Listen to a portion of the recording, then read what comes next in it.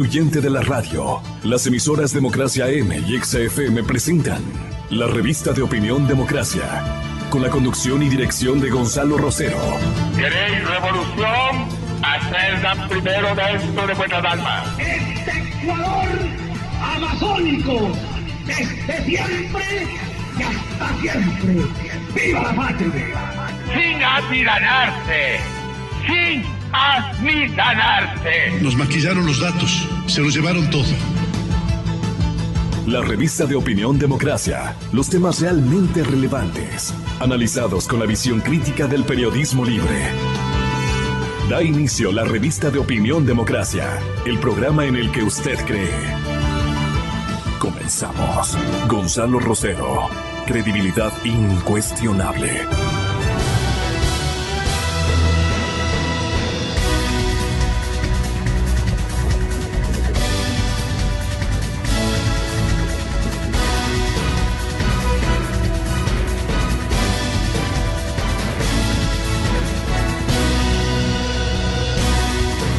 Buenos días con todos. Caramba, me ha llamado profundamente la atención.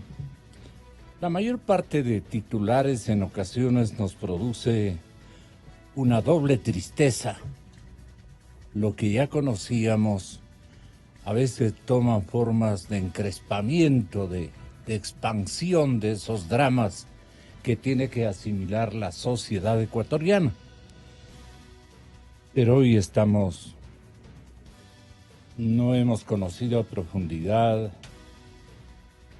no la noticia, sino la ejecución de parte del señor presidente Moreno, pero nos alegra muchísimo de que Ecuador haya prepagado el crédito a China y haya liberado nuestro petróleo, lo cual le otorga oportunidades al Frente Petrolero para poder negociarlo en otros términos. Y a mucho tiempo y en variadas condiciones, la República de China nos ha perjudicado.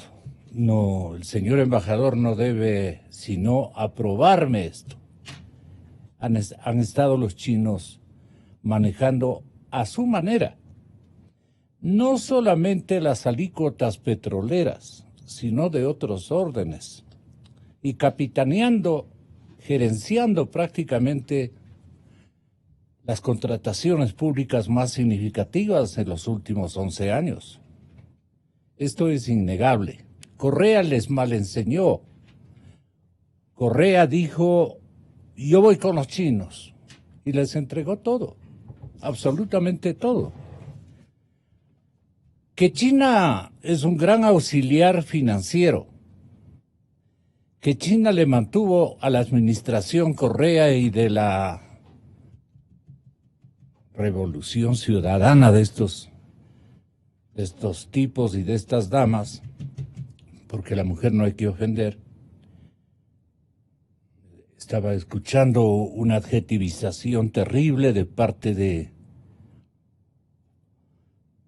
otro loco que se turnó en el ejercicio de administrar nuestro país en algún momento.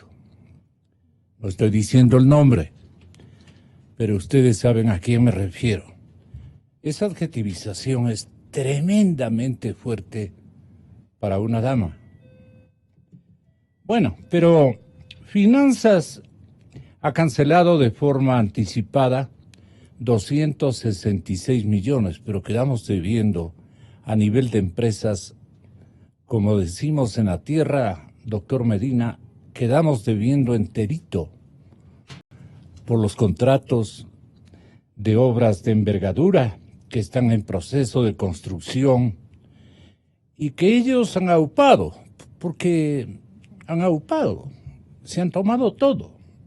Pero por lo menos nuestro petróleo busca ser liberado con esta decisión del nuevo ministro de Finanzas, el nuevo presidente del Frente Económico.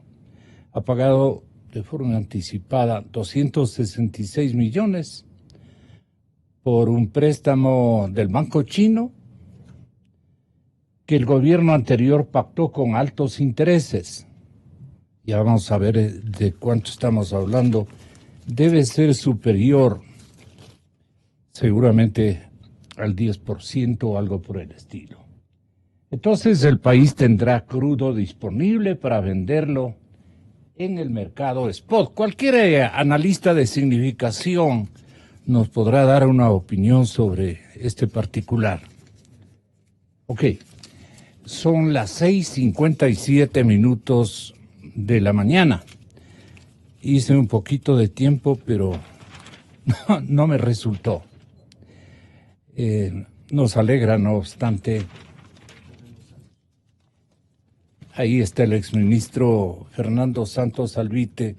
Estoy anunciando una especie de loas a la decisión del Frente Económico del presidente Moreno, Martínez seguramente a la cabeza. Ha dicho, paguemos estos 266 millones, así sea de forma anticipada, como que estuviéramos ricos. Pero en cambio liberemos nuestro petróleo, porque estamos pagando, primero, altos intereses por 266 millones de dólares. ¿De qué tasa estamos hablando, doctor Santos Alvite, ex ministro de Recursos Naturales, entendido en la materia? ¿A usted le alegra, como le alegra este momento al periodista, si podríamos hacer con todos los actores financieros y crediticios que nos tienen del cuello, explotándonos especialmente en la ciudad de Nueva York, nuestros prestamistas en Nueva York, esos aventureros que inventan sistemas, inventan modelos crediticios que al final nos ahogan, nos explotan, nos perjudican, y de la angustia de recursos para gasto corriente, para gasto diario, para la burocracia especialmente, tenemos que aceptarlos. Entonces, ese flujo de dinero que ha venido al Ecuador es onerosísimo. De lo contrario, que hable y que diga la verdad un buen exministro de Economía entendido en la materia, o cualquier ciudadano que tenga conocimiento pleno de nuestra cartera de créditos internacionales. Así es que le dejo con la audiencia para que tenga la bondad, doctor Santos, al presentarle un saludo de respeto y de bienvenida acá al estudio al doctor Gustavo Medina, porque vamos a tratar los asuntos que conciernen al juicio a Rafael Correa, a los elementos de convicción y también de defensa que han exhibido indistintamente esta víspera, pero que queda para otro momento el desenlace. Ya hablaremos. Vamos con esto. Ecuador prepaga crédito a China y libera petróleo. Primera página del diario El Comercio. Gran corporación de comunicación, propietario el señor González. Y le ponen a mi compañero ahí con las instalaciones, dice, los grandes imperios de los medios de comunicación. Le ponen a mi compañero. Usted trabaja en un imperio de comunicación. A nosotros no nos han dado, doctor Medina, una sola frecuencia. A Radio Quito ya le han dado como 5 frecuencias adicionales. ¿Me da la lista, por favor, en producción? 5 frecuencias adicionales. Pero creen que esto se ha beneficiado el Grupo Mantilla. No, el Grupo Mantilla ya nada tiene que ver en ese imperio. Ese sí es un imperio. El que tenía ya el señor González, y el que al comprar todas las instalaciones del diario El Comercio, caramba, se ha hecho de un verdadero imperio. ¿Para qué nos sacan ahí en la toma? ¿Y quién permitió esa toma? Pues no, quienes vinieron a filmar esa toma, es ganas de fregar la vida. Bueno, Fernando, bienvenido, buenos días. ¿Qué opinión y qué medición de expectativas en cuanto a la liberalización o liberación del petróleo ecuatoriano tiene usted? días, Gonzalo. Buenos días para el doctor Medina y a su audiencia. Hoy que van a tratar de los problemas de la administración de Correa, este es uno de los peores, ¿verdad? Que nos dejó atados a la China vendiendo nuestro crudo con un perjuicio de $6 por barril, como se ha denunciado, y encima pagando altísimos intereses. Recordemos que el ministro Pérez y los primeros gerentes de Petroecuador se pusieron una meta: conseguir 5 o 6 mil millones, que es lo que se les debía a los señores chinos atado a la venta de crudo, pagarles esos, librarnos de los señores chinos y vender ese crudo al que mejor nos pague. Esa fue la idea original. Lamentablemente esta idea se abandonó. ¿Por qué? Porque vimos que como otras fuentes de crédito se cerraban, dependíamos de los chinos. Bien, este es retomar la idea original en una cantidad muy pequeña, 230 millones, no es mayor cosa, pero es un buen gesto. El señor presidente se va a China en diciembre. Yo creo que es hora de encarar el problema. El ministro... ¿Cómo sería de encararlo de otra manera? Decirle, señores chinos, perfecto, ustedes nos siguen perjudicando. El señor ministro Pérez explicó que se ha negociado y se ha mejorado un 25% las condiciones de los créditos chinos. O sea, en vez de perder $6 por barril, estamos perdiendo 4, pero seguimos perdiendo. Mire, Gonzalo, cada vez que los chinos nos liberan nuestro crudo, nos devuelven un poquito de nuestro crudo, salimos al mercado y obtenemos $5 o $4 más de lo que están pagando los señores chinos. ¿Por qué sucede esto? Porque los señores chinos nos pagan bajo una fórmula antigua que no toma en cuenta una realidad de mercado. Venezuela, que produce crudo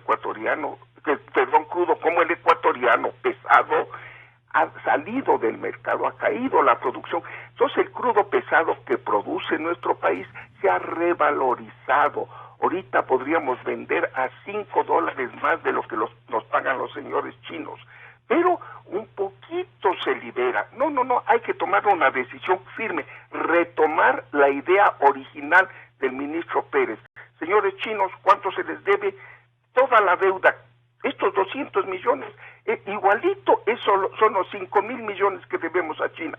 Altísimos intereses y malas condiciones. Librémonos de los señores chinos de la deuda. Esa deuda nos obliga a venderles al petróleo muy barato. Entonces, pagando la deuda, les vendemos. Si ellos quieren comprar nuestro crudo, que nos paguen el precio justo. Entonces, es un pequeño paso en la dirección correcta, pero es un pequeño paso nada más. Seguimos todavía atados a una fórmula que nos perjudica. ¿Y la tasa de interés es leonina? Por supuesto, porque hay que diferenciar un préstamo comercial con préstamo para obra. En el BID, para las hidroeléctricas mal hechas, para estas plataformas burocráticas mal hechas, y si usted va a un banco internacional, a un banco de desarrollo, el BID, al Banco Mundial, a la CAF, le dan al 2 o 3% y a largos plazos. Estos señores nos cobran 7-8% a cortos plazos. O sea, perdemos en el precio que nos pagan por el crudo y encima estamos atados a intereses leoninos.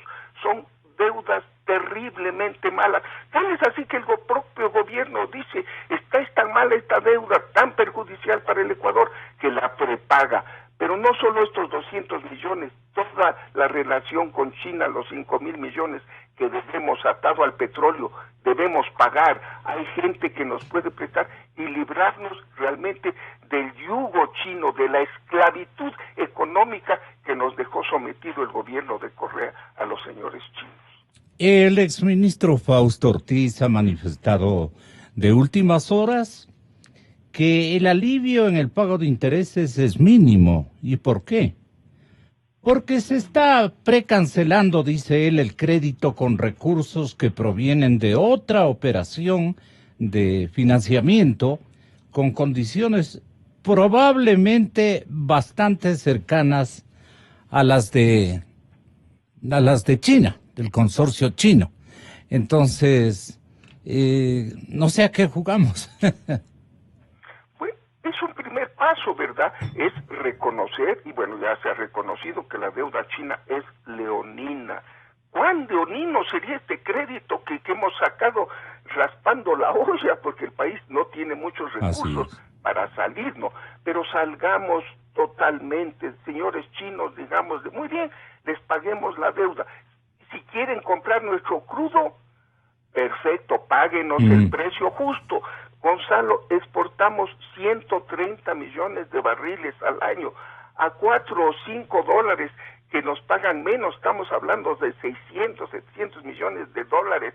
No se puede regalar un país tan pobre a un país rico como la China.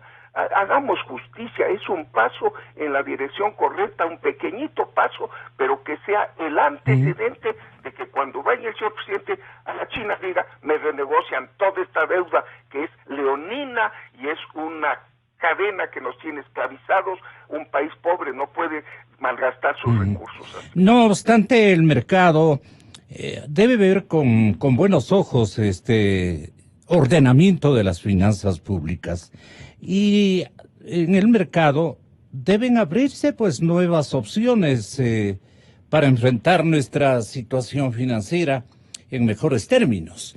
Ahora, el señor presidente viene de la USA, de la Unión Americana, ha estado luciéndose en algunos escenarios, viene canalizando, siempre vienen con un montón de ofertas de financiamiento, ¿no? Yo recuerdo al ministro Campana que dijo aquí que tenía listo 9.500 millones de dólares. Yo le dije, ¿y dónde están los 9.500 millones? Dice, están en acuerdos o en palabras o en comprometimientos orales, digamos, de parte de las empresas. Hasta este momento, ¿cuánto tiempo será de lo que conversamos con el señor ministro Campana? Por lo menos unos 3 meses, si no es más. Pero, bueno, que Dios nos ayude. Esto no es tan fácil. Sin embargo, el ministro actual, el ministro de Economía y Finanzas, el ministro Martínez, tiene estas perspectivas. El Banco Mundial, los organismos de control, el Fondo Monetario, en fin, todos los oferentes de créditos van a tener otra idea nuestra. Y además nos libramos de un cobrador con tasas impositivas leoninas y prohibitivas. Tiene sus beneficios, como dice el señor ministro Martínez. El mercado ve con buenos ojos el ordenamiento de nuestras finanzas públicas. Y el funcionario Martínez, que es parte de la comitiva oficial, que se ha mostrado muy conversador, muy abierto, muy bien recibido en algunos eslabones financieros internacionales en Ciudad de Nueva York especialmente, debido a las actividades del señor presidente Moreno. Martínez lo ha acompañado el miércoles al Banco Mundial, recordemos, el pasado miércoles. Y allí Jin Yong-kim, el titular del Banco Mundial, ha ofrecido dar un seguimiento y una asistencia técnica a nuestro ente inversor, al Ministerio de Economía. El señor economista Martínez y su equipo de trabajo aprovecharon la visita a Estados Unidos para mantener reuniones con potenciales inversionistas, bancos de inversión, pero que no vengan con una lista parecida a la del ministro Campana. No. Que vengan con cosas realmente que vayan a acontecer, que no le engañen al país. Y ahora el presidente prepara maletas para ir justo a la China. y se va en otras condiciones. Así es que, en todo caso, esto es bastante bueno, bastante halagüeño y esperanzador, doctor Santos. Con esto terminamos. Así es. Mire, obviamente al Ecuador le ven diferente, ¿verdad? Primero por el cambio de autoridades. Pongo un ejemplo, la señora Viteri era mal vista por el mercado internacional, ella declaró el default, el ministro Martínez, un hombre serio y conocedor. Y en segundo lugar, y más importante, Gonzalo, porque en el año 2016 vendíamos el crudo a $35, hoy estamos vendiendo ese mismo barril a $70, entonces ya nos ven con un poquito más plata, ¿no? Entonces nos ven mejor, pero sea lo que sea, es un paso en la dirección correcta que tiene que profundizarse. Decirles a los señores chinos, ustedes se aprovecharon de la coyuntura con el presidente Correa, libérenos el crudo. No nos sigan perjudicando así. Renegociemos las deudas. Creo que los señores chinos, el Ecuador es una parte tan pequeña de su economía que si nos portamos firmes, creo que lo lograremos, y no todo, en una gran medida. Bueno, muchas gracias al doctor Santos por este auxilio conceptual y de relación informativa, más que todo de opinión importante, como a usted le caracteriza, y de gran conocimiento. Fernando, hasta vernos por acá. Muchas gracias, buenos días, feliz fin de semana. El caso Balda, a punto de exiliar a Correa del país y también de la política. Exiliar a Correa del país y de la política.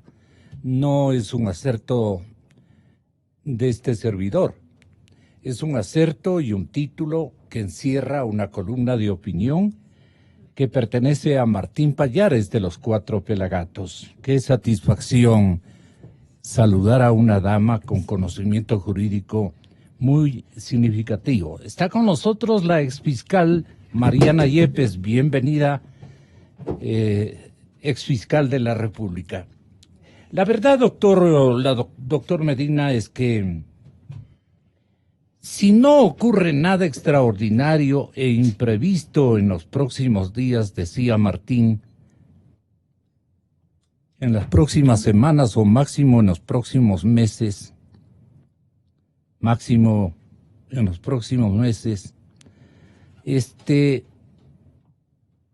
¿qué le ocurriría a Rafael Correa por su participación en el secuestro de Fernando Balda, así en términos generales?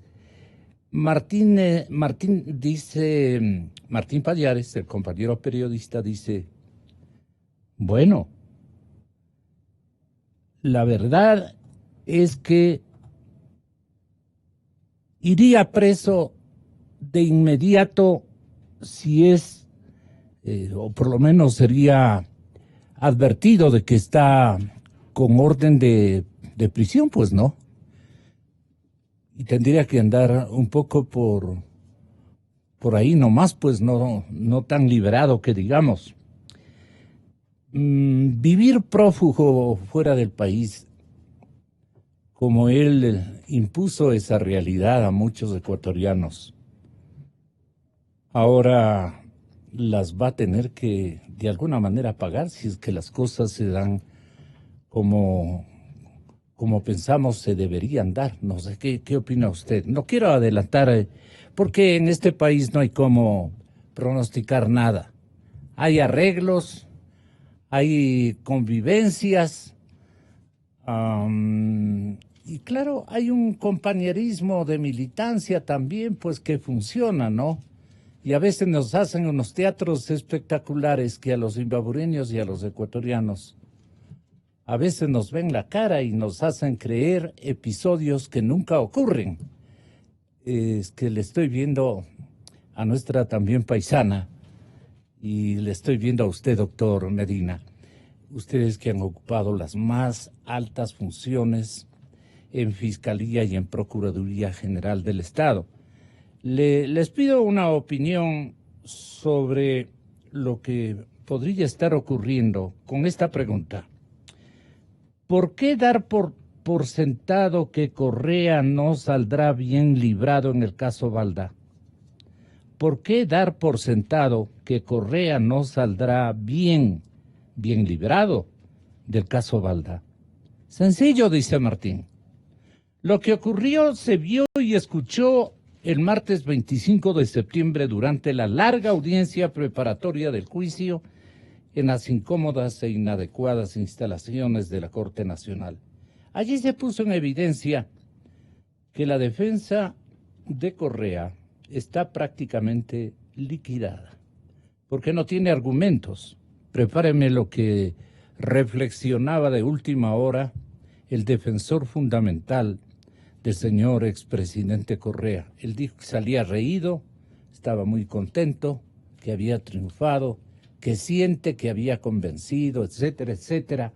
Entonces, sí vale la pena que le escuchemos. Nos va a traer en breves instantes ese acerto. Pero la pregunta es, ¿por qué dar por sentado que Correa no saldrá bien librado del caso Balda, doctor Medina? Primero, gracias por la invitación y un placer compartir con Marianita esta tribuna. Lo que ha trascendido, conocemos el común de los mortales a través de los medios de comunicación colectiva, señalan una serie de elementos de convicción, como ahora llaman, que se convertirán luego en pruebas, que apuntan a que el llamado caso Balda compromete a las más altas esferas del gobierno anterior. Claro está que no hay que tener seguridades en materias tan complejas, pero creo que para la Administración de Justicia Nacional este es un momento de prueba trascendente para demostrar la eficacia de la Administración de Justicia, para demostrar la independencia de la Administración de Justicia, para justificar que los pronunciamientos que hacen los operadores de justicia, llámense estos fiscales o llámense jueces, se los hace sin temor, sin favor.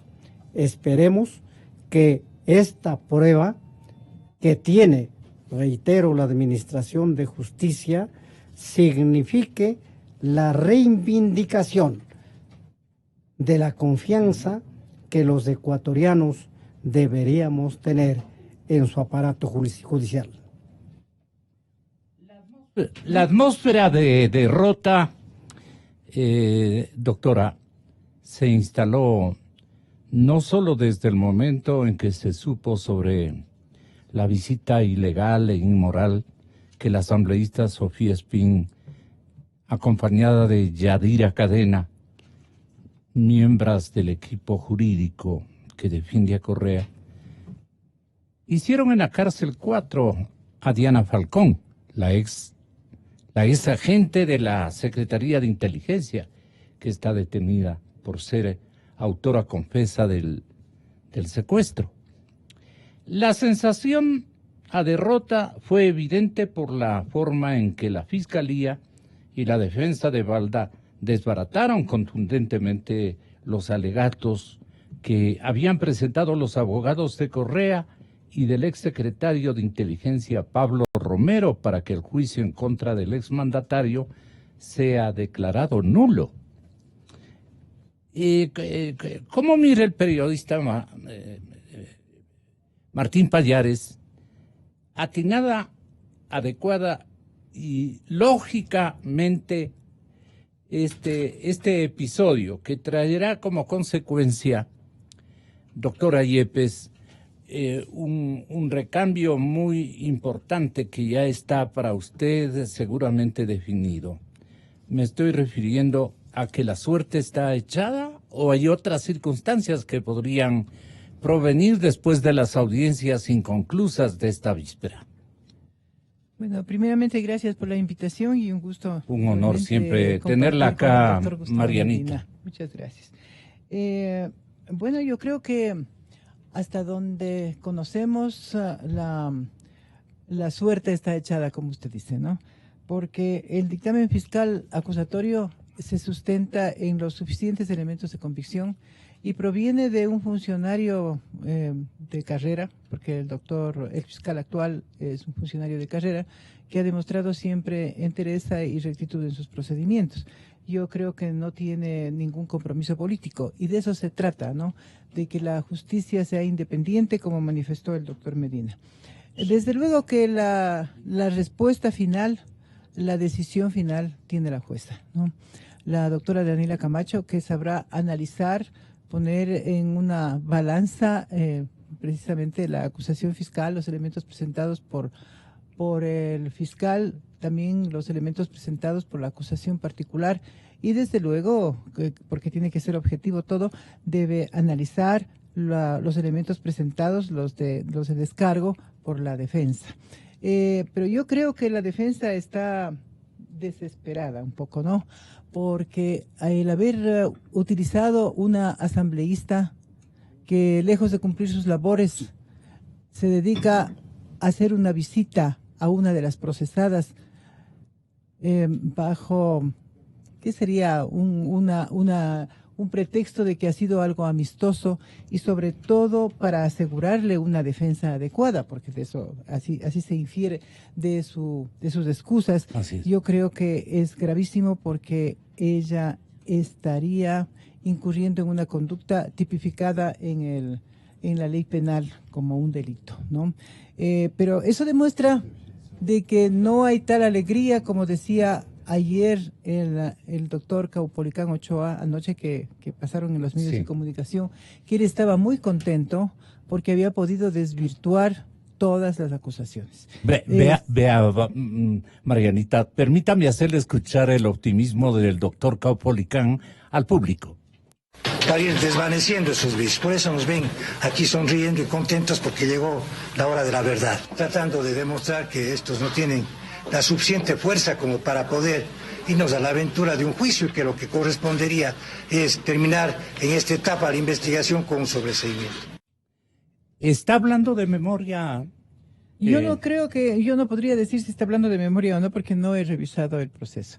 Yo sé únicamente lo que se evidencia a través de los medios de comunicación, pero y porque he puesto atención a este proceso, pero no conozco los detalles.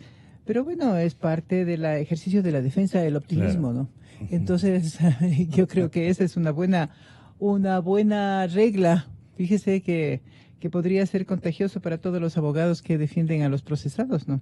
Entonces, estar optimista, contento. Veamos el resultado.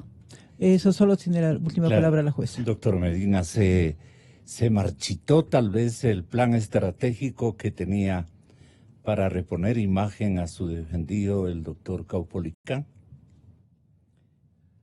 Lamentablemente, sobre todo en procesos de esta naturaleza, no solamente que se hace presente el optimismo que debe ocurrir en cada defensor, porque el defensor tiene que tener fe en lo que está defendiendo. Junto a eso, lamentablemente, se une también una suerte de teatralidad para impresionar naturalmente al público, pretendiendo crear ciertas ideas, ciertas convicciones sobre este hecho.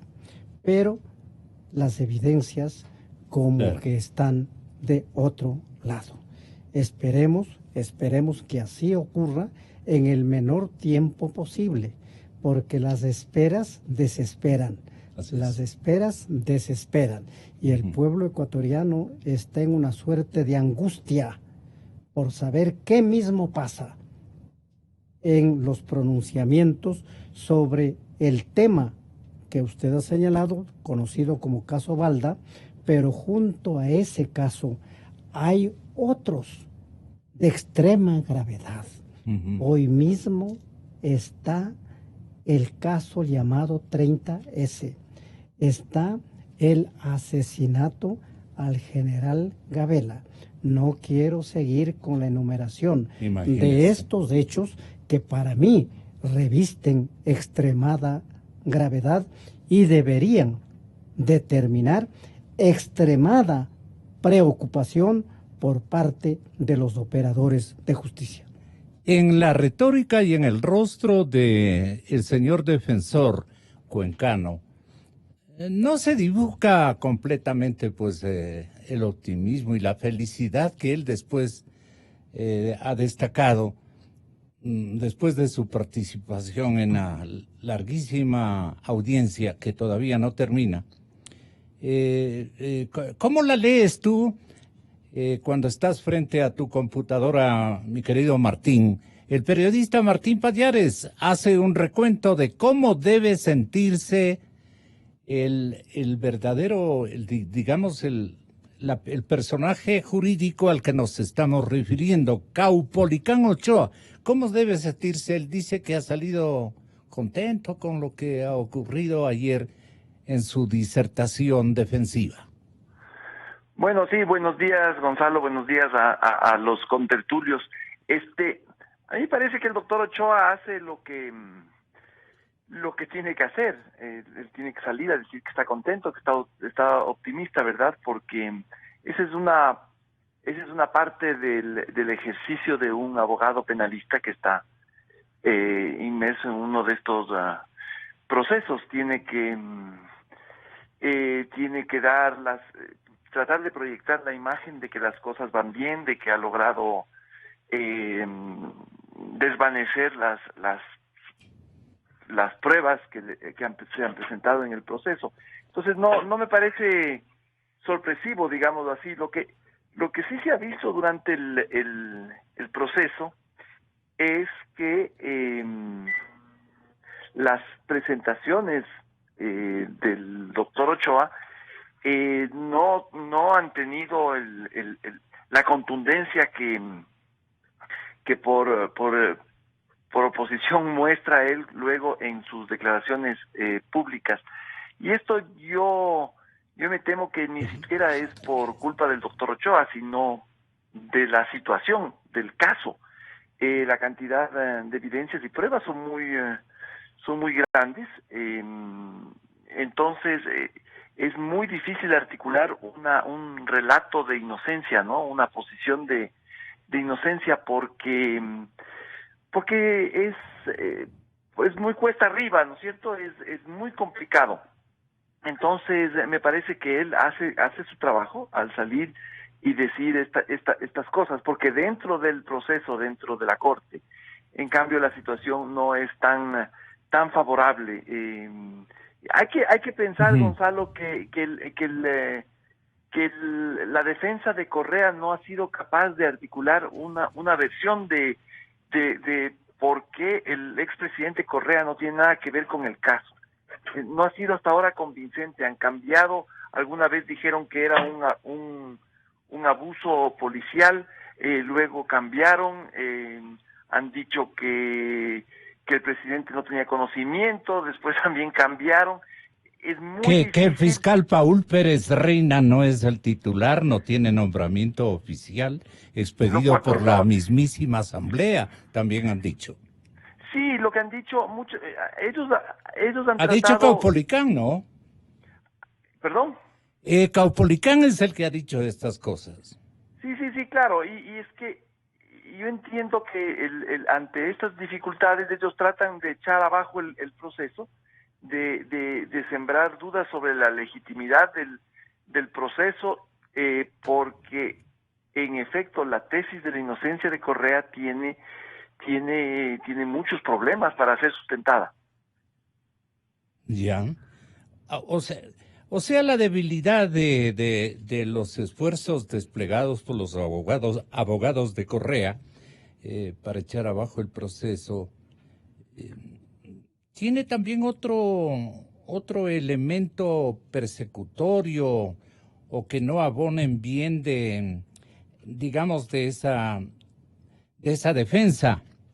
Es la abrumadora cantidad de evidencias que muestran la participación de Correa en la decisión de secuestrar a Balda. Esto también tú lo anotas en tu interesante crónica de interpretación, Martín. Sí, a ver, aquí me parece que no son solamente los elementos de convicción, ¿no es cierto?, que apuntan a esta participación, sino también yo creo que hay una lógica política que se resume en la cadena de mando. Yo creo que todos los ecuatorianos saben que para el 2012, en esa época, nada se hacía en este país sin el consentimiento ni el control del jefe de Estado. Peor un operativo tan complejo como este, que implicaba unos riesgos tan grandes. Me parece que es absurdo pensar que un organismo policial o un agente de la policía iba a tomar la decisión por sí solo y ante sí de ir a Bogotá y secuestrar a un líder político. En esa época yo creo que Balda ni siquiera era un gran líder político, era más bien una figura secundaria de la oposición. Entonces me parece que ahí también entra un poco la lógica, ¿no es cierto? Es muy difícil pensar que alguien iba a tomar esa decisión, iba a gastar dinero sin un respaldo político en un operativo de eso, porque el operativo era caro, requería dinero. ¿Quién iba a poner ese dinero? El señor Chicaiza y la señora Falcón. Me parece que es absurdo pensar eso, ¿no? Entonces, me parece que es un caso que tiene un peso específico, no solamente en las evidencias, sino en la lógica política. Ahora, el desmoronamiento de este argumento que también exhibieron, de que Correa, Romero, Falcón y Chicaiza, los 4 acusados del secuestro según el fiscal, no deberían ser juzgados por el secuestro a Balda, porque ese tema ya fue procesado en Colombia. Los abogados de Correa pretendían que los acusados ecuatorianos no sean juzgados en virtud del principio según el cual nadie puede ser juzgado por el mismo caso 2 veces, Marianita.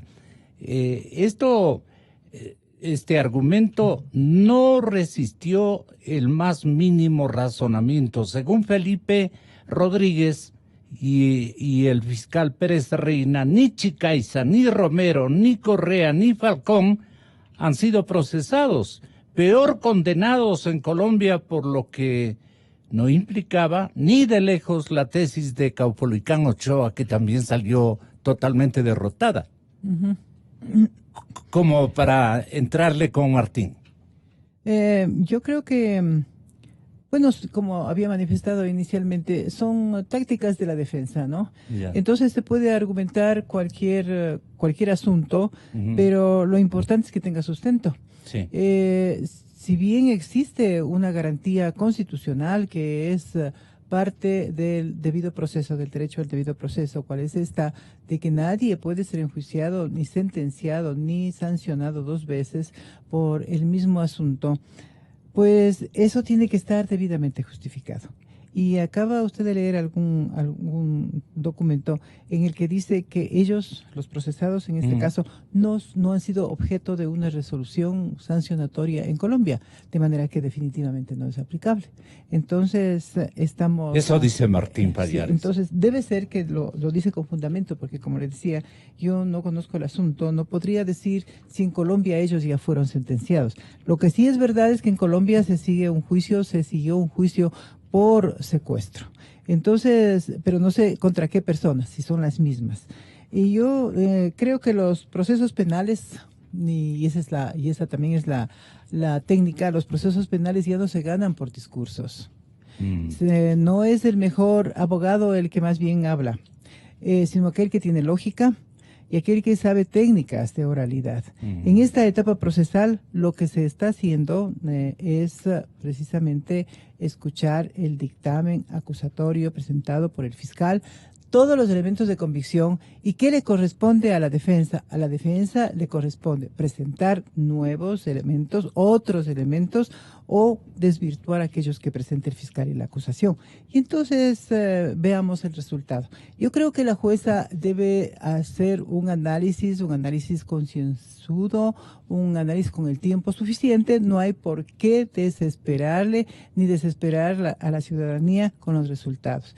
En esto yo discrepo con los medios de comunicación y que generan una expectativa en la ciudadanía de cómo debe ser la resolución y que sea rápida. Entonces, la ciudadanía quiere que ya exista sanción, en este caso y en otros. La sanción sería la convocatoria a juicio, ¿no? Sí, la convocatoria a juicio. Estoy hablando en general de la sanción. En este caso, porque los términos de los medios de comunicación y de la justicia son totalmente diferentes. Desde luego. Naturalmente que los medios de comunicación... Así como las expectativas ciudadanas. Exactamente. Estamos en otro campo, ¿no es cierto? Nosotros nos debemos a los ciudadanos. Hay que dar el tiempo suficiente a los jueces para que dicten las resoluciones correctas. Parte del tiempo suficiente que deben tener, y no por presiones ciudadanas, podrían estar resolviendo con urgencia. Parte de eso es el principio de independencia, porque la independencia de los jueces no solamente es de los poderes políticos, sino también de la influencia ciudadana y de los superiores jerárquicos. Entonces, cuando en las épocas anteriores, en época reciente anterior, el Consejo de la Judicatura ejercía influencia en las decisiones de los jueces. Eso también es una falta de independencia. Y también es falta de independencia que la ciudadanía ejerza unas presiones para que salgan rápidas las resoluciones. Lea usted la circunstancia, Gustavito. Gustavo Medina, ¿cuál es la opinión global? Porque le hago conocer que nos dimos cuenta los periodistas, entre ellos naturalmente Pallares, de que incluso el señor fiscal cambió, se tornó más incisivo, ya apretó, digamos, las cosas. ¿Eso también no produjo un recambio en todo el proceso? Tenga la bondad. Lo que quiera decirnos, doctor Medina, le está escuchando Martín Pallares, y aquí naturalmente a su lado se encuentra nuestra paisana Mariana Yepes. La presencia del fiscal Pérez Reina, que no se la puede enervar llamándole el autodenominado fiscal, porque es producto, en definitiva, de la voluntad del pueblo ecuatoriano expresada en la consulta de febrero pasado. Ha demostrado que cuando se tiene conocimientos, cuando se tiene entereza, se puede, sin temor, sin favor, impulsar acusaciones que se sustenten en hechos, en demostraciones de hechos, precisamente para no dar opción a argumentos como el que usted señaló hace un momento. Es que este hecho ya fue sancionado en Colombia. Claro que hay presos en Colombia, pero en virtud de ese proceso colombiano no están presos los que están procesados en el juicio penal que se sigue en Ecuador. ¿El argumento era peregrino? Me parece que pues son argumentos que desde el punto de vista de la defensa pueden exponérselos, pero una cosa es el derecho a hacer afirmaciones. ¿Y otra cosa? O a sostener tesis, y otra cosa es que esas afirmaciones y esas tesis tengan sustento en la norma legal y en los hechos. Eso es lo que interesa justamente, que aquello que se dice tenga sustento, tenga fundamento, y los fundamentos están en las pruebas. Hasta donde yo conozco, en Colombia, ciertamente ha habido un juicio por el secuestro al señor Balda. Hay personas que están privadas de su libertad, pero eso es un antecedente importante que tiene que ver con los hechos que están siendo procesados en el Ecuador. Inclusive investigados, porque no se ha completado la investigación, ¿no? Tiene que completarse en todo cuanto tiene que ver el escenario con en los Colombia y en Ecuador. Ecuatorianos, claro. Con los indiciados ecuatorianos, porque hay que saber por qué el señor Chicaiza y la señora Falcón estuvieron en Colombia. ¿Quién financió esos traslados? Que no son solamente... Claro, y después le volvieron a pedir a un ex ministro del Interior más plata. Gastos. Que estaban ¿De dónde provino? Y protección, así es. El financiamiento de esas actividades. Sí. ¿Cuál era la razón que motivó el que, en definitiva, a un personaje que como se era común y corriente en esa época, hoy es ya muy conocido, el señor Balda, se le persigue en Colombia?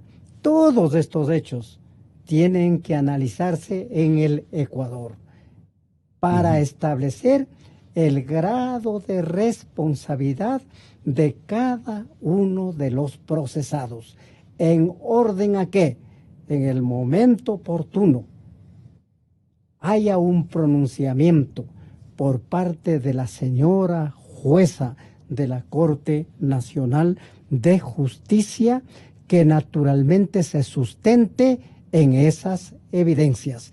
Eso es lo que importa.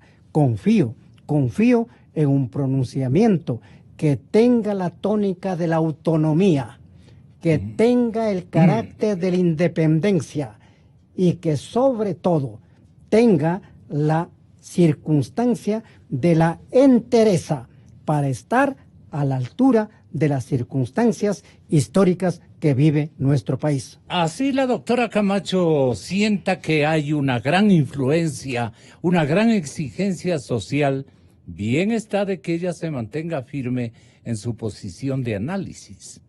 Sobre todo independiente, ¿no? Exactamente. Que eso es lo fundamental. Nadie le pide apuros, pero que tenga las evidencias más. Sí, Marianita, algo quiere decirnos. Sí, yo quería anotar que el fiscal general actual, si bien no es el titular de la institución, él es el fiscal subrogante. Y entonces él ganó el concurso. Así fue. Tuvo el mejor puntaje, pero por ciertos artes del Consejo de la Judicatura de esa época, él no fue el posesionado como tal. Y entonces no solamente que es el fiscal encargado, ¿no? Sí, exactamente, se cambiaron sus calificaciones Correa al final del día. No le designes todavía. Bueno, pero él ha demostrado una entereza, porque esta denuncia, de lo que conozco, fue presentada hace más o menos 4 años, ¿no? Si yo no me equivoco. De ahí, ¿qué hizo la Fiscalía? No hizo absolutamente nada. Y entonces es en este año en que comienza a caminar. Yo creo que comienza con el doctor Vaca, pero continúa y con profundidad en esta época, porque primero está en manos de un fiscal inferior, de una fiscal de tribunales, digamos, y luego cuando existe evidencias de que tiene que ser involucrado el expresidente de la República, pasa a conocimiento del fiscal general y también pasa a conocimiento de la Corte Nacional en razón del fuero. Entonces se ve que ha cambiado mucho la justicia en este tiempo último. Está recuperando la independencia que debería tener siempre, ¿no? Así es. Sí. Alúdenos, Martín, si eres tan amable, la última molestia, tú tienes también tus respectivas obligaciones. Mil perdones, compañero. Pero alúdenos el tema de la debilidad que han tenido las partes.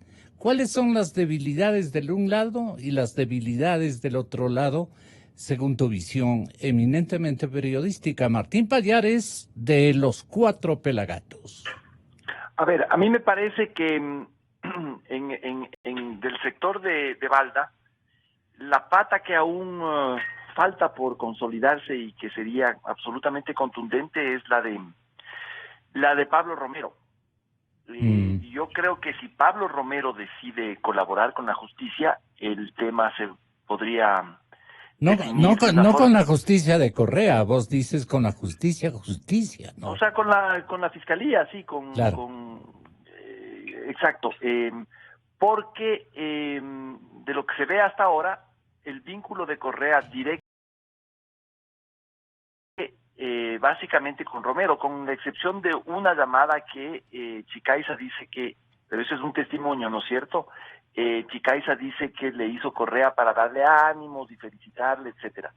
Pero el vínculo fue entre el expresidente Correa y Pablo Romero, quien se encuentra ahora en España. Él vive en España, no ha querido presentarse al proceso.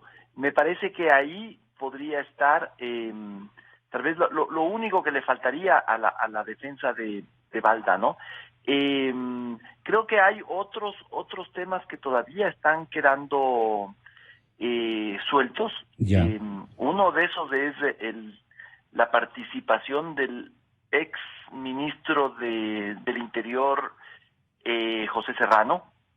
Hay un testimonio del ex agente de la SENAÍN, señor Diego Vallejo, de que José Serrano tuvo que ver con el tema, que él entregó personalmente unos informes de espionaje a Balda. Esa parte también no ha logrado evidenciarse mucho y por eso Serrano no es parte del proceso. ¿Se ha hecho bien el quite el exministro Serrano, a tu juicio? A mí me parece que ha salido bien librado, ¿no?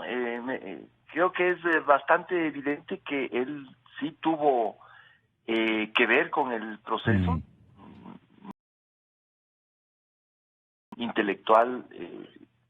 Yo creo que sí tuvo alguna participación en esto de lo que se ha visto en el proceso, ¿no? Que es básicamente el testimonio del ex agente Diego Vallejo, que vive ahora en los Estados Unidos. El testimonio de él lo señala a Serrano. A Serrano como uno de los involucrados en la decisión y en el operativo. Y él no ha aparecido hasta ahora en este proceso. Y ahora de la parte de Ochoa, de Correa, de la defensa de Correa, bueno, me parece que ellos no logran, insisto, ya lo dije hace un momento, ellos no logran narrar una versión donde se demuestre o se vea que Correa no tuvo nada que ver con la decisión, de que esto fue una iniciativa absolutamente autónoma de los agentes de seguridad. Aquí el problema es no solamente Pablo Romero, sino que muchos organismos de seguridad del Estado estuvieron en concordancia, ¿no es cierto? Estuvo la policía, estuvo el Ministerio del Interior, estuvo la SENAÍN. Entonces se trata de un tema de Estado que obviamente no iba a funcionar. ¿Pero qué nos debe Pablo Romero para alcanzar la plena verdad? ¿Perdón? ¿Qué nos debe como testimonio Pablo Romero a todos los ecuatorianos? Yo creo que lo que nos debe es contarnos, explicar cómo fue su relación con Correa en este tema. Yo creo que ahí hay mucha tela que cortar. ¿El escepticismo parte de qué? De tu parte. Perdona. Bueno, no es de escepticismo, es simplemente que al estar Romero fuera del país, el sentirse seguro en España, yo creo que él no ha estado presionado, no se ha sentido presionado a dar su versión. Pero eso puede cambiar, ¿no? Eso puede cambiar en en las semanas venideras. Él podría sentir en algún momento que es preferible colaborar con la justicia a estar condenado a estar fuera del país durante el tiempo en que prescriba el delito, que me parece que son 9 años. Entonces, eso podría cambiar. Claro. Pablo Romero podría cambiar de opinión y decidir colaborar con la justicia. En cierto sentido, podría ser la mejor de las decisiones para él. Felipe Rodríguez argumentaba que Rafael Correa y Pablo Romero, exdirector de la SENAIN, no van a ser llamados a juicio. Y explica por qué. Nosotros hemos incluso solicitado al finalizar la intervención que no solo se los llame a juicio, sino que ya se los declare judicialmente prófugos. Recordemos que el COIP establece que quienes tienen prisión preventiva y no se han presentado y no se han entregado a la justicia serán declarados prófugos hasta que se entreguen voluntariamente o sean capturados. Entonces no podrían ser juzgados, pero ya tendrían la condición de prófugos. Y como he venido repitiendo, exactamente igual que todos aquellos que en la campaña 2016-2017 Rafael Correa ofreció traer. Sería un prófugo más de la justicia. Lamentamos que sea un prófugo más de la justicia y no poderlo ver a los ojos y acusarlo formalmente en una audiencia de juicio, pero si es la decisión cobarde que tiene el de no enfrentar a la justicia, ya no podemos hacer nada más.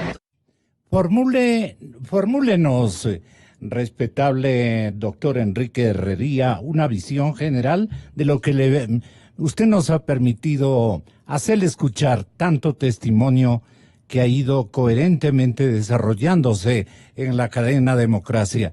Doctor Enrique, bienvenido, buenos días, como siempre, contentos y felices de tenerlo en el micrófono. Buenos días, Gonzalo, saludo a la doctora Yepes, a Gustavo y a Martín, un gusto compartir con ustedes. Intentando hacer una ligera síntesis de lo que he escuchado. La primera consideración es que el señor Rafael Correa está siendo vinculado como autor mediato, lo que antes se llamaba el autor intelectual. Y los autores son los agentes de policía que se prestaron para cometer la infracción. En consecuencia, nosotros tenemos pruebas que son fundamentales. La declaración de los autores, en los cuales ellos relatan no solamente cómo se planificó, sino cómo se perpetró la infracción. Y quienes estuvieron alentando esa infracción, que fue, entre otros, Rafael Correa. Hay las pruebas documentales.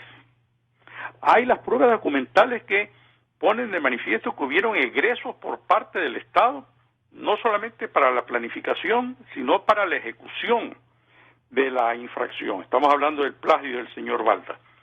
Y además que se les pagaron era a unos sicarios colombianos para que ellos ejecuten el delito. Eso de ahí nos hace ver la consideración adicional de que esto es un crimen de Estado, perpetrado desde el Estado, planificado del Estado por agentes del Estado, y entre los cuales hay una gran participación como autor mediato del expresidente Rafael Correa. Hay un concurso de infracciones, hay el plagio y hay la asociación ilícita, por la cual la asociación ilícita, que ahora la quieren desvirtuar, la asociación ilícita se perfecciona por el mero hecho de ponerse de acuerdo para perjudicar a un tercero. Eso ahí está perfectamente comprobado. En consecuencia, creo que no hay ninguna posibilidad de que Rafael Correa pueda presentar pruebas de descargo. Va a ser aparentemente desfilar por la fiscalía, por el juzgado, por el tribunal, a amigos de él, 30 o 40 testimonios, creo que está pidiendo que se recepten de personas que a lo mejor únicamente con gran cinismo van a dar referencias de la integridad moral de Rafael Correa, porque no creo que ellos puedan testimoniar al respecto de cómo se planificó y cómo se ejecutó la infracción. A mi juicio ya esto está debidamente probado, únicamente cabría es de que se imponga la sanción correspondiente. Estamos coincidiendo con el abogado del señor Balda, con el doctor Rodríguez, de que seguramente Rafael Correa no se va a presentar al proceso, en consecuencia, de acuerdo al anterior procedimiento penal, quedará en suspenso para él, porque a los otros se los está juzgando por el procedimiento abreviado, estoy hablando de los agentes que han declarado, y Rafael Correa con el actual y con el anterior Código Penal, tendrá que ser declarado en condición de prófugo. Por lo tanto, eso agilizará el procedimiento de pedido de extradición que se debe llevar a cabo por parte de la Presidencia de la Corte en colaboración con la Cancillería ecuatoriana. Creo que las cartas están echadas y va a ser muy difícil, por no decir imposible, que Rafael Correa pueda revertir todas las pruebas tan bien practicadas en la etapa esta que se encuentra ya creo que es la etapa preliminar de juicio. El caso Balda a punto de exilar a Correa del país y también de la política por lo que podría ocurrir. Alúdanos este tema, doctor. Yo creo que lo que se está viendo es solamente la punta de un real, no solamente que producto de su intemperancia de no receptar la crítica, en este caso de la que le hacía públicamente el señor Obalda, cometió un delito. El problema mayor está en el peculado, en el lavado de activos en que se incurrió en la contratación pública. Mire usted, por ejemplo, es absolutamente insólito que todavía no se lo haya procesado al señor Rafael Correa por el famoso poliducto Pascuales Cuenca. Cuando se habló del peculado terrible que existía, el doctor Alexis Mera, amigo y asesor jurídico del expresidente de la República, dijo que cuando Rafael Correa conoció de ese atraco del gasoducto Pascuales Cuenca, montó en cólera. Pero a las 24 horas, señor Alexis Mera debe tener mala memoria, a las 24 horas de esta declaración, todos los medios del país sacaron audios y videos en los cuales se ponía al expresidente Correa diciendo que esa era una obra extraordinaria y que era una irresponsabilidad de anteriores gobiernos no haberla realizado. Por lo tanto, no solamente que él estaba al tanto, sino que él fue uno de los promotores de ese atraco monumental. Y como eso podemos hablar del Aromo, de la refinería de Esmeralda y de cientos de casos de peculado. Lamentablemente, yo quiero reconocer en el actual ministro fiscal que está cargado de buenas intenciones y posiblemente la carga de corrupción que existió en los 10 años del Correato le impide actuar con toda la celeridad que él quisiera.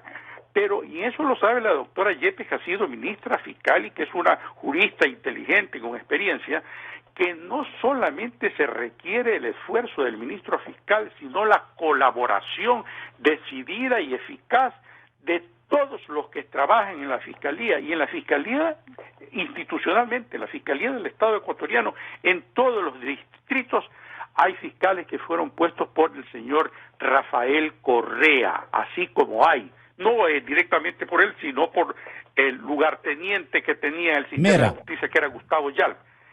Pero también el sistema de justicia integralmente, la justicia ordinaria, están los jueces puestos por el señor Rafael Correa, y hasta que no haya esa depuración del sistema de justicia por parte del Consejo de la Judicatura, nosotros nos vamos a encontrar con esta desesperante lentitud para investigar y para procesar a todos los que están involucrados, pero particularmente Rafael Correa, que es el autor mediato de todos los casos de peculado y de lavado de activos que hay de los funcionarios públicos.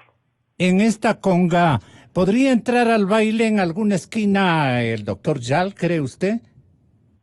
El doctor Yal, de lo que estamos viendo, no solamente que el anterior presidente del Consejo de la Judicatura, ese inefable señor ingeniero electrónico Pablo Rodríguez, está siendo investigado porque hay sobreprecios en la construcción de todas estas unidades judiciales que se hicieron en el país, sino también en eso tiene responsabilidad el doctor Yal. Solamente para referirme a una, aquí en Guayaquil hay la famosa unidad norte que queda en el sector de la Florida, que se levantó, incluso se hizo una escalera de escape, una escalera de incendio que no conecta a ninguno de los edificios. Pero además de eso, todo el sistema tiene terribles fallas estructurales que ameritan de que se haga un examen especial, porque además esa construcción se la realizó sin ni siquiera haber tenido la aprobación del municipio de Guayaquil para que se pueda realizar la misma, y de eso de ahí es responsable el doctor Gustavo Yal.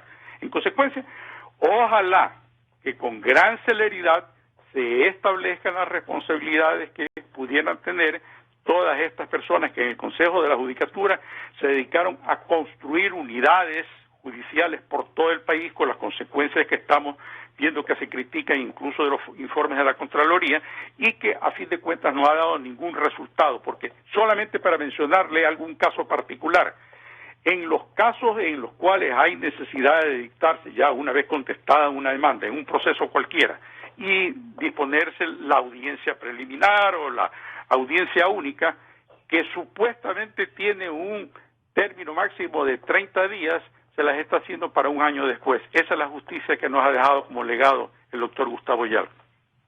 Él sabía poner calefacción a las unidades que construía en la costa.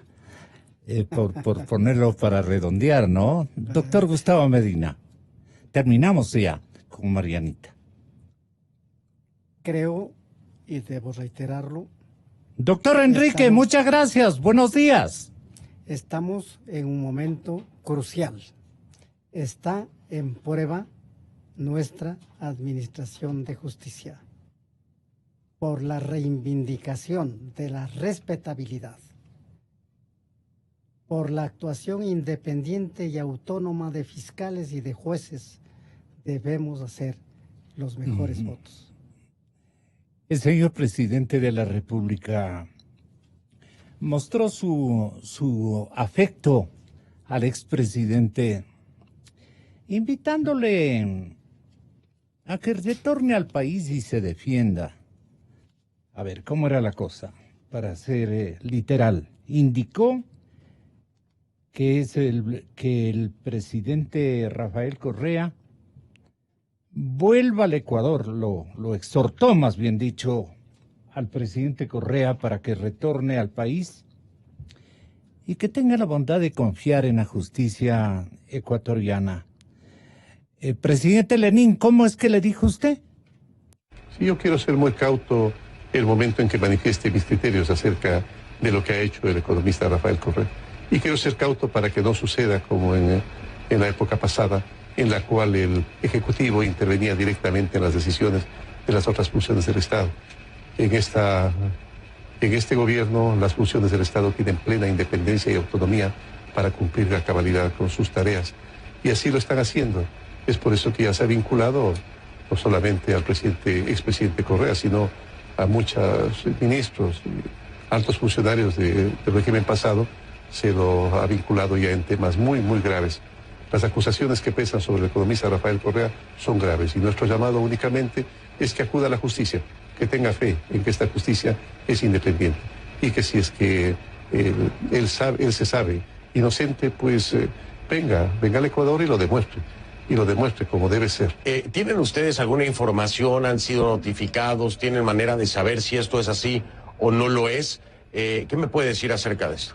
Bueno, de la información que tenemos no se ha dado todavía a la solicitud, pero podría darse en algún momento. No olvidemos que el asilo es un derecho al que puede acudir cualquier ciudadano del mundo. Sin embargo, pues siempre mi pedido es que cuando una persona tenga una acusación grave, como las que pesan sobre el economista Rafael Correa, pues la alternativa es regresar y decirle a la justicia. Regresar y decirle a la justicia todo lo que sabe.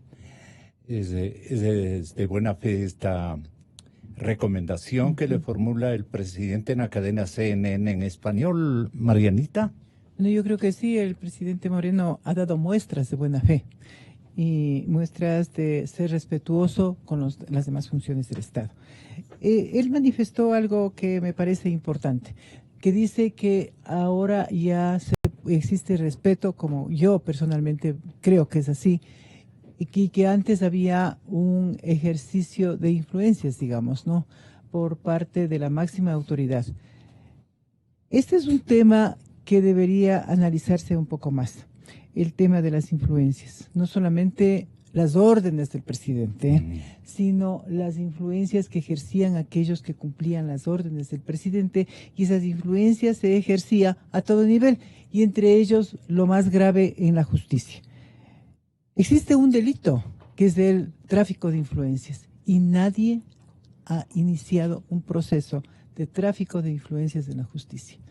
Recordemos que en cierta ocasión, ahí ¿usted cree que sale campeón el presidente Correa, expresidente? Bueno, él directamente me parece campeón que olímpico. No, pero me parece que no, pero sucede que hay personas que plasmaron por escrito esas influencias, personas, altos funcionarios del Ejecutivo que enviaron comunicaciones a la justicia para que no puedan despachar causas que perjudiquen al Estado, por ejemplo, ¿no? Yeah. Entonces, eso es un clarísimo ejercicio. Por ejemplo, Mera, ¿no? Es una de las personas. Y también por parte del Consejo de la Judicatura, que a veces no estaban escritas, pero sí se las ejercía directamente a través de otros funcionarios dentro de la Judicatura. Por ejemplo, había un funcionario del Consejo de la Judicatura que él iba y personalmente se sentaba en las audiencias en que tenía interés el Estado, en que tenía interés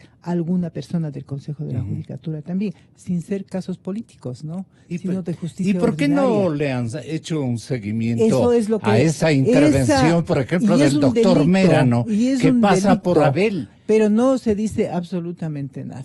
De ese tema no se ha dicho. Mera pasa por Abel y el Caín es Correa. O en ocasiones, ¿verdad, doctora? Aparece, ¿no? Aparece, sí. Bueno, pero yo creo que este tema de Balda es el inicio de una serie de procesos. Es el inicio. Yo creo porque existen varias denuncias, varios procesos que están abiertos. El caso del 30S mismo es un caso escandaloso que ha originado, bueno, una serie de procesos en contra y resoluciones en contra de personas que ni siquiera han estado en el lugar. Y también, bueno, se ha creado una historia, un relato con varias justificaciones para ello. Entonces, yo creo que eso tiene que investigarse, ese tema, y tiene que continuar. Hay otros temas también relacionados con, ya mencionó aquí el doctor Herrería. El doctor Herrería mencionó uno que tampoco se dice absolutamente nada. Y el caso Balda. El caso Balda va a originar otros procesos, como el peculado que también se mencionó aquí. Entonces, yo creo que todavía tenemos para largo, ¿no? Muchas gracias. ¿En qué partecita usted le ve más largo el asunto para que nos deje yo creo que el tema que se está investigando y que ya un alto jefe del ejército manifestó que todo fue con orden de la máxima autoridad, que es el expresidente de la República. Ese tema del 30S me parece que es sumamente importante. Vean, doctora, mil perdones, respetable exfiscal general de la Nación. Acabo de encontrar el exhorto, el doble discurso del señor presidente, que esto debe servirle a usted, señor fiscal, querido paisano doctor Paul. Cuando Correa hablaba sobre Pascuales Cuenca, solamente le escuchemos una partecita, si es tan amable.